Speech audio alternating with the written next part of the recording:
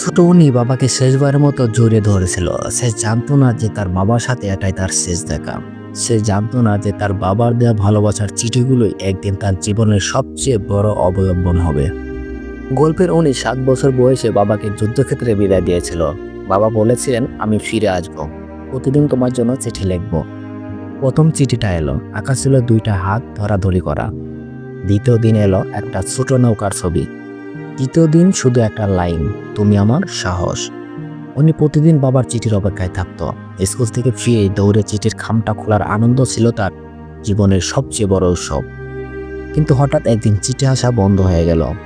মা কিছুই বলল না, শুধু চুপচাপ জানালার পাশে দাঁড়িয়ে থাকতো। একদিন পোস্টম্যান এলো, হাতে একটা মোটা খাম, ভিতরে ছিল শত শত কাটা শব্দের টুকরো। মা সেগুলো নিয়ে সারা রাত জেগে জোড়া লাগালেন। পরদিন অনির হাতে মা তুলে দিলেন একটা ছোট চিঠি, যেখানে লেখা ছিল, তোমার জন্য শেষ চিঠি। যদি আমি আর না ফিরি তাহলে জানবে প্রতিটা দিনে প্রতিটা নিঃশ্বাসে আমি তোমাকে ভালোবেসেছি। উনি সেই চিঠি বুকের কাছে চেপে ধরেছিল। তখনও সে জানতো না তার বাবা আর কখনো ফিরবে না।